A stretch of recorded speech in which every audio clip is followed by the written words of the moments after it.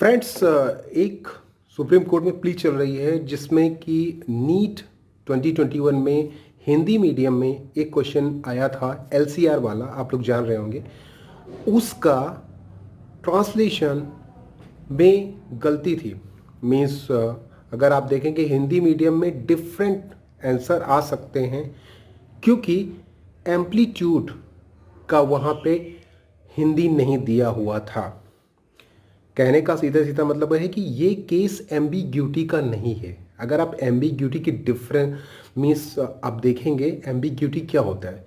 Ambiguity होता है कि जब सेम चीज़ को दो डिफरेंट तरीके से समझा जा सके, ये होता है। ऐसी पॉसिबिलिटीज होती है, लेकिन यहाँ पे एरर का केस लग रहा है जहाँ तक मुझे लग रहा है। और अगर सही से इसका असेसनिंग हो गई तो मोस्ट प्रॉब्ली इसको डिलीट भी किया जा सकता है, क्योंकि एम्पलीट्यूड जो वर्ड है वो बहुत ही खतरनाक है। क्योंकि एम्पलीट्यूड मतलब होता है, अगर आप इसका डिक्शनरी में जाएंगे तो मैक्सिमम, ग्रेटेस्ट। और अगर एम्पलीट्यूड मिसिंग है तो उसके आंसर चेंज हो सकते हैं, एक से ज़्यादा आंसर हो सकते हैं। तो यहाँ पे केस एम्बिग्यूटी का नहीं है, वो डिफरेंट क्वेश्चन हो जाएगा, ये डिफरेंट क्वेश्चन हो जाएगा, ये मुझे लगता है। In case of ambiguity NTA ने बोला हुआ है अपने ब्राउचर में भी कि इंग्लिश मीडियम कंसीडर किया जाएगा, दैट इज ट्रू। लेकिन यहाँ पे अगर कोई वर्ड मिसिंग है और उसकी वजह से आंसर चेंज होता है तो डिफरेंट केस हो जाएगा। पूरा डिटेल में देख लेते हैं कि क्या केस था, ये पूरा डिटेल में हम बात कर लेते हैं। और लास्ट तक आप वीडियो देखिएगा तो आपको पता चल जाएगा कि इस केस में आगे हो क्या सकता है 30 नवंबर तक।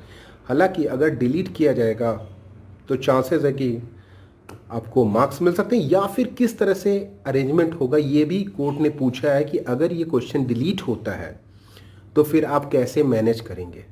चलिए देख लेते हैं क्या है ये केस। फ्रेंड्स, यहाँ पर एक प्ली थी। क्या प्ली थी कि नीट में एक स्टूडेंट ने एक पर्टिकुलर क्वेश्चन को डिलीट करने की यहाँ पे प्ली की हुई थी। खासकर वो एलसीआर वाला क्वेश्चन, आप लोगों ने नीट का एग्ज़ाम दिया होगा।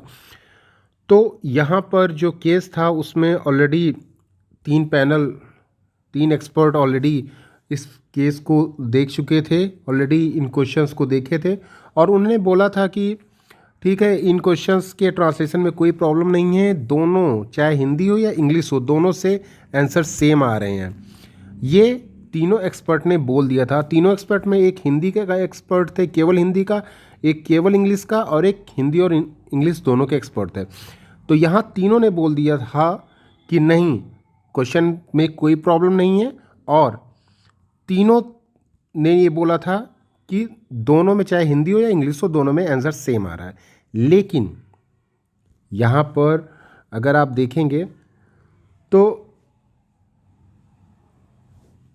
सॉलिसिटर जनरल ने कहा कि इस तरह की एक प्ली तमिल और इंग्लिश में ऑलरेडी आ चुकी है, उसमें उन्होंने जजमेंट बताने की कोशिश की गई थी। लेकिन सबसे इम्पोर्टेंट आर्गूमेंट आगे आ रहा है, वो अर्चना दवे का आ रहा है, जो इस केस की एडवोकेट है। उन्होंने कहा था if you ask for amplitude, ये एम्पलीट्यूड बहुत ही खतरनाक वर्ड है। एम्पलीट्यूड, अगर आप एम्पलीट्यूड देखेंगे किसी भी चीज़ का, एम्पलीट्यूड की डेफिनेशन है greatest, maximum. Amplitude is maximum, ठीक है। और अगर आप देखेंगे केवल सिंपल, क्योंकि एम्पलीट्यूड वहाँ से मिसिंग था। अगर हिंदी का ट्रांसलेशन देखेंगे तो उसमें एम्पलीट्यूड नहीं है, एम्पलीट्यूड की जो भी हिंदी होती है वो नहीं है। तो वहाँ पे केवल सिंपल करंट करके कैंडिडेट्स ने आंसर निकाला। तो कहने का मतलब ये था कि इस हिसाब से देखा जाए तो 2 आंसर आते हैं। तो सुप्रीम कोर्ट ने माना so there is no ambiguity. अगर आप देखेंगे तो नीट की जो ब्राउचर है, नीट की ब्राउचर में भी ये दिया हुआ, in case of ambiguity only Hindi means only English version will be considered. ये दिया हुआ है आपकी क्वेश्चन बुकलेट में भी और नीट के ब्राउचर में भी। लेकिन यहाँ पे एम्बिग्यूटी नहीं है, जैसा कि यहाँ पे देखने को मिल रहा है।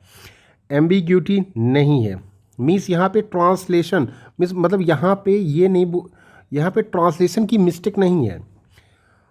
दवे ने यह भी बोला कि this is an error in framing the questions. 2 lakh appeared out of 15 lakhs who appear in Hindi medium, each marks makes a difference. उनका आर्गूमेंट था कि 2 लाख से ज़्यादा बच्चे हैं और हर एक नंबर मैटर करता है।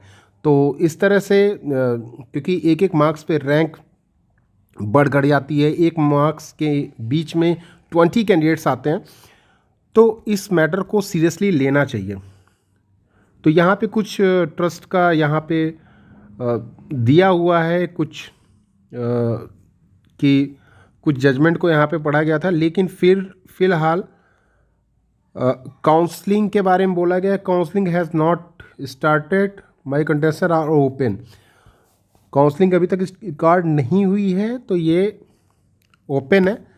और साथ ही साथ सबसे इम्पोर्टेंट बात ये है कि इसको 30 नवंबर तक 3 नए बैचेस मीन्स फिर से 3 नए एक्सपर्ट फिर से यहाँ पे दिए जाएंगे, जो फिर से क्वेश्चंस की रीअसेसनिंग करेंगे और उसके बाद ये बताएंगे कि क्या हो सकता है। ठीक है, यहाँ पे दिया हुआ है, it was submitted by solicitor general Mehta that is in order to allay concern to the NEET UG student who took the exam. It will be examined again by 3 experts. After this, an affidavit will be filled stating evolution of the questions. तो ये फिर से recess किया जाएगा। वैसे अगर देखा जाए तो यहाँ पे जो आपकी एडवोकेट हैं दवे, उनका जो कहना है वो कुछ हद तक सही भी है। अगर सही से इसका असेसमेंट होता है और एम्पलीट्यूड का जो वर्ड है इसकी, क्योंकि मीनिंग है, क्योंकि बहुत ही ख़तरनाक वर्ड है ये, एम्पलीट्यूड से ही पूरे क्वेश्चंस का आंसर चेंज हो सकता है।